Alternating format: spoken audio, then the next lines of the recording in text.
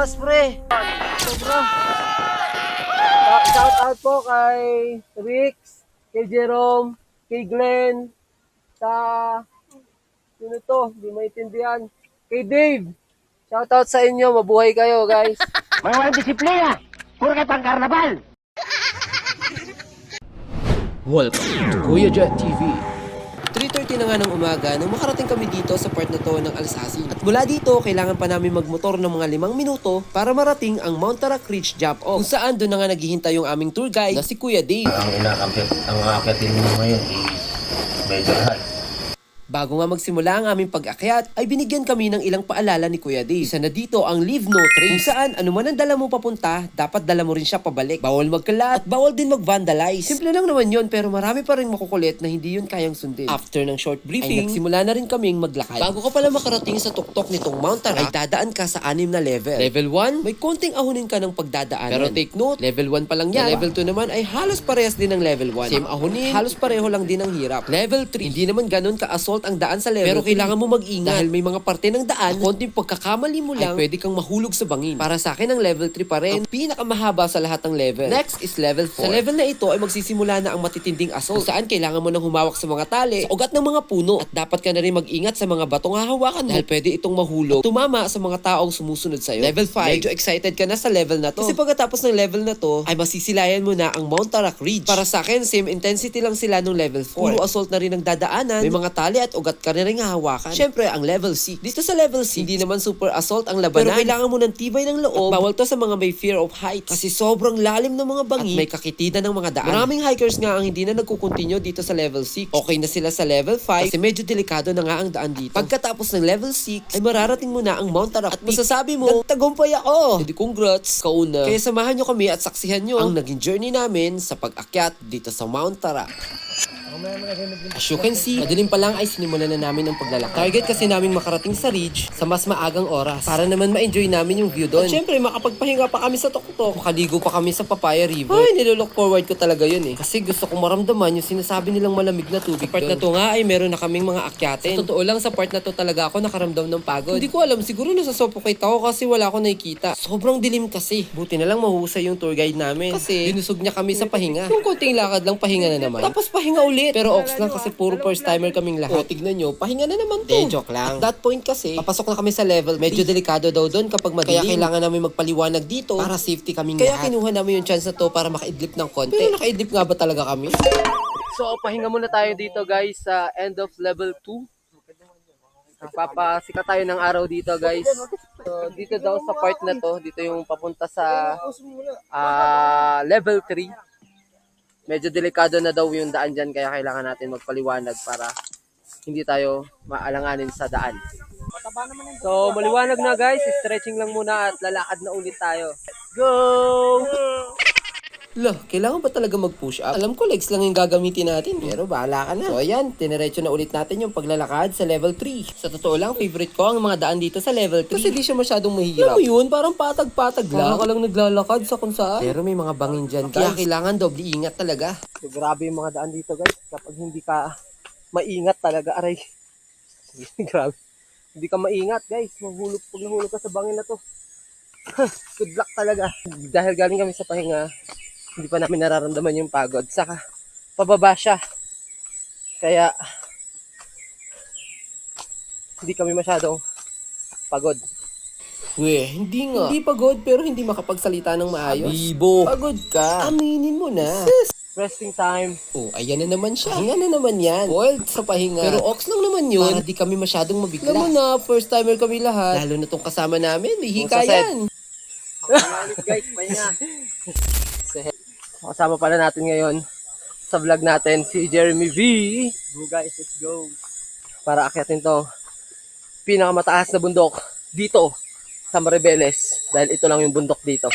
Nagpatuloy na nga kami sa paglalakad. Parang walang katapusang paglalakad. Feeling ko nga paikot-ikot lang kami. Kasi parang magkakamukha lang yung mga view. Babalik ta rin ko na sana yung damit ko. Kasi kala ko naliligaw na talaga kami. Pero mukha namang kasi may tour guide nga pala kami. And guess what? Nakikita nyo ba nakikita ko? Tama kayo. Papahinga na naman kami. Dami pa yata yung pahinga namin kaysa sa lakad. Salamat sa inyong pagsubaybay. At this point, niloloko nila si Jeremy. Kamukha niya daw kasi si Kuya Bubbles dito sa suot niya sa sombrero. Dito nga sa video na to, siya yung pinaghawak ko ng camera. Sabi ko, videohan niya ako habang naglalakad. Pero ngayon ko lang nalaman, pasmado pala si Kuya Bubbles. Kasi sobrang nginig naman talaga ng camera. O baka magulat kayo sa susunod na clip. Pahinga na naman yan. Hindi na nga ako umupo kasi parang sobra na talaga ako sa pahinga. Pero ox lang kasi ganyan yata ang treatment kapag beginner dito, baliklakad na naman kami. Sabi ko, dali, videohan mo ko. Ang ganda kasi ng sikat ng araw dito. Parang sobrang ganda ng rehistro sa camera. Marap pa nga ako dyan kasi sabi ko, videohan mo ko. Feeling ko gagwapo ko dahil sa sinag ng araw. Pero wala yatang epek kasi pagit ko. Kaya tumalikod na lang ako at nagpatuloy sa paglalakad. Diba guys, sabi ko sa inyo, ito talagang level 3 ang pinakamahaba sa lahat ng level. Kung sa mahaba talaga ang daan, marami talaga kami pahinga sa level habang na to. Nagpapahinga nga kami dito, binabasa namin yung mga pangalan ng mga nagbabandal dito. Pero naisip ko, bakit pa namin to binabasa? Parang wala namang kwenta. Kaya umalis na lang kami at nagpatuloy na lang kami sa paglalakad. Kasi mukhang mahaba-haba pa tong lakarin namin sa level 3. Parang wala pang linaw. Kung anong oras talaga kami makakarating sa Papaya River.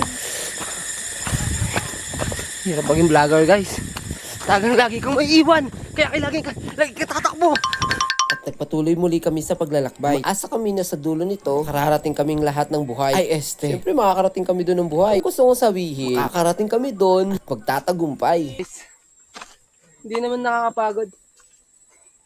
Non-stop lang yung pawis. Maganda naman yung daan guys, hindi siya ganun kasalimuot. Medyo ano lang, sobrang assault lang. Pero goods naman.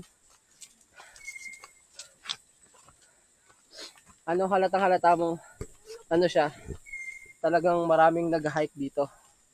Kasi yung daan niya talagang patag na oh. Tigas na ng lupa oh. Parang dinaanan na ng pison eh. Nakakarinig na tayo ng ilog guys. I can feel the Papaya River. Nandito na tayo sa Papaya River campsite. So kung makikita natin guys, medyo may malilinis na part doon. Yan, may mga malilinis na place na pwedeng pagcampingan ng mga mag-overnight. So dito din daw yung may napakalinaw na ilog na very famous na Papaya River. So syempre, hindi natin paliguan yan. Maliligo tayo sa Papaya River. Guys, oh, ganda ng campsite oh. Grabe. Superb. Ang ganda. Parang siyang rainforest, guys. At narating na nga namin ang Papaya River. Hindi man siya kasing laki ng iniisip ko, pero sinlinaw siya nang nasa panaginip. Guess what guys? Naiinom pa ang tubig dito. Sabi nila, yung tubig dito para talagang may yelo. Kaya ano pa, tara! Let's go! Sobrang lamig, putik! Teka lang!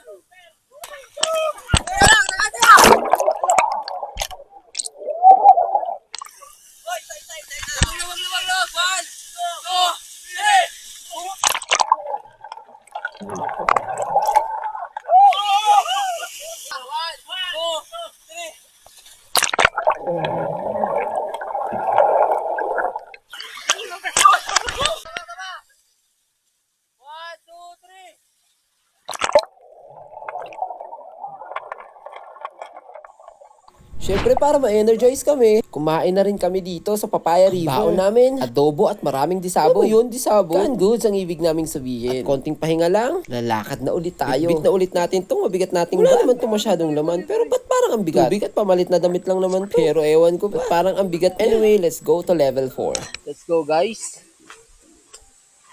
Simula na ulit tayo maglakad.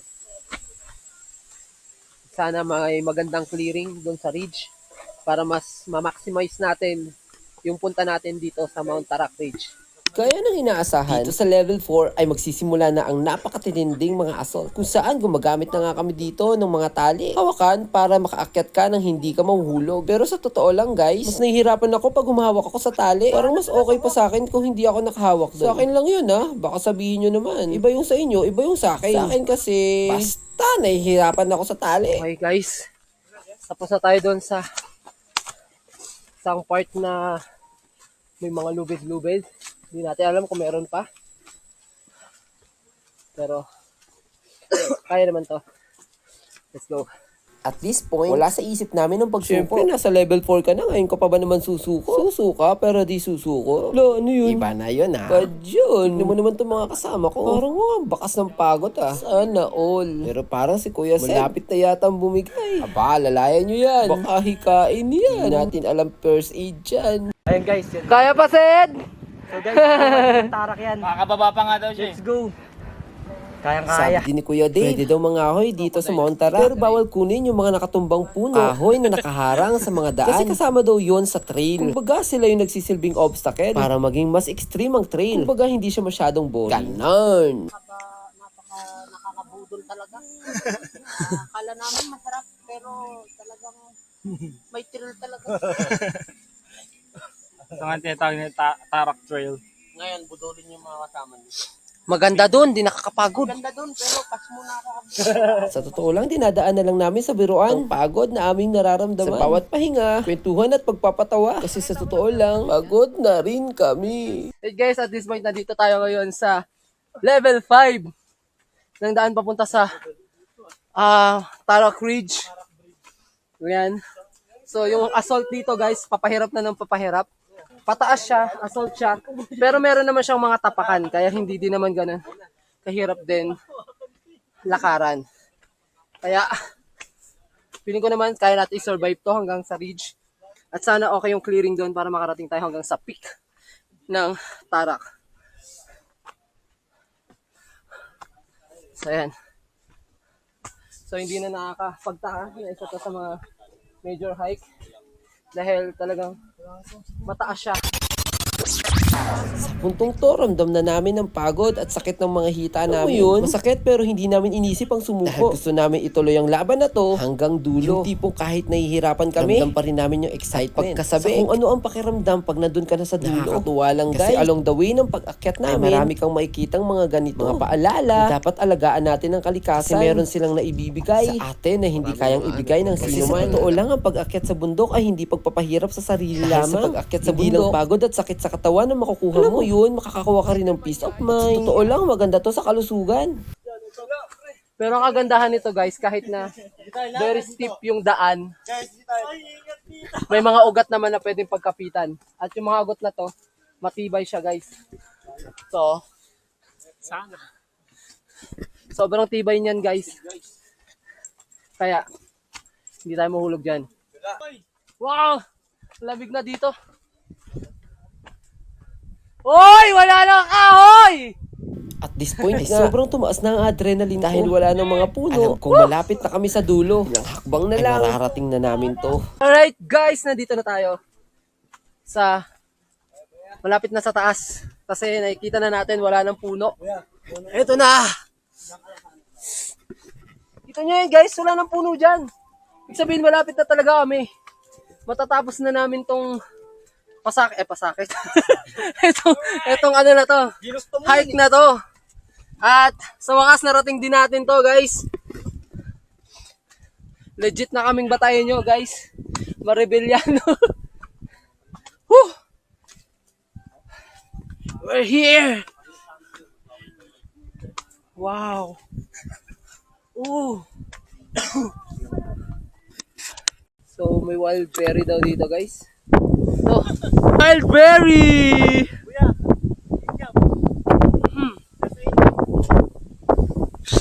Matabang! Teka lang. I'm not gonna lie. Matabang. Teka lang, ano tayo iba? Pila kayo na nakaganyan? Kanina yun dali. Kanina yun. Jarang ko kayo. Yummy. Pwede na. Sorry, pero sa totoo lang, hindi ko talaga type yung lasa ng wild berry. Buta na lang, parang nag-enjoy talaga ako dito sa taas. Ito naman, di ba? Oh, ito pa ebidensya.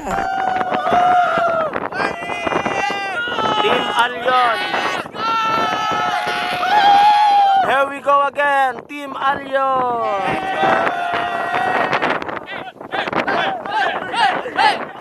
Sino ba naman ang hindi mapapawaw sa view dito? Pag nandito ka, marirealize mo na sobrang lawak talaga ng mundo. At isa lang tayong maliit na parte nito. Kaya kung may problema tayo, huwag natin isipin na pinagsakloban na tayo ng mundo. Kasi sa totoo lang, bilyong-bilyong tao sa mundo, namang may mas mabigat ang problema kaysa sa'yo. Ang pinakamagandang gawin mo, tara mamundok tayo. Beat ko pangarap na kapak sa likod. Tahimik ang gubat pero puso kong sabog. Sa lamig ng hangin parang yakap ng mundo. Bawat hapampay taas mas lumilinaw ang totoo. Tarak Ridge. One of the major hike dito sa Mariveles. Ay, actually ito lang sa Mariveles, no. One of the major hike dito sa Pilipinas.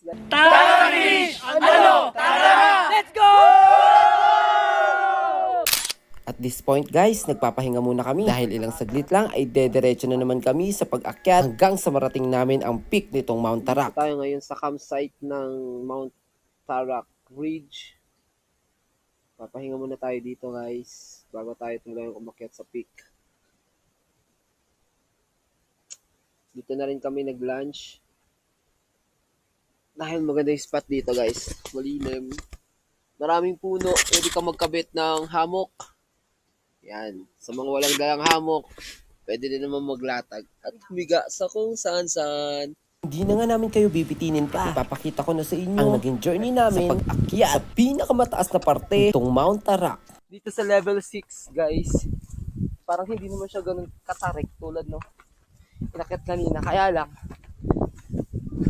ang problema dito, mainit na siya dahil wala ng puno at wala ng hahawakang mga ugat at mga tali. Kaya doble ingat ang kailangan para hindi tayo madisgrasya. Buti na lang kahit na tanghaling tapat ay malamig pa rin yung simoy ng hangin dahil nga tayo nasa taas. Kaya. Importante din na humihinto tayo guys para hindi tayo ma-exhaust masyado. Isa pa sa challenge dito sa level 6 ang napakalalalim ng mga bangin. Talaga namang hindi pwede sa mga may fear of heights. Ako din may fear of heights. Pero buti na lang kinaya ko. Kasi dapat kayanin ko. Kasi pag di natin kinaya, sayang naman yung ilang oras na nilakad ko. Diba? Kaya kailangan ilaban na natin to hanggang dulo. Buti na lang nilaban ko. Kasi kung hindi ko nilaban, hindi ko tiyanaga, hindi ko tinapangan, hindi ko mararating to. Let's go! Dati natatanaw-tanaw ko lang yung bundok na to. Matagal ko rin panangarap na akyatin ito. Hindi ako makapaniwala na ngayon nandito na ako. Alam mo guys, ang peak ng Mount Tarak narating ko na din. Ang pag-akyat ko sa bundok na ito ay hindi isang trip lang. Ito ay pag-abot sa isang pangarap na matagal kong hinintay na matupad. Sabi nga nila, mangarap ka lang ng mataas, yung taas ng mga bundok, ng asol na kalangitan. Malay mo balang araw ng ito ay ating makamtan.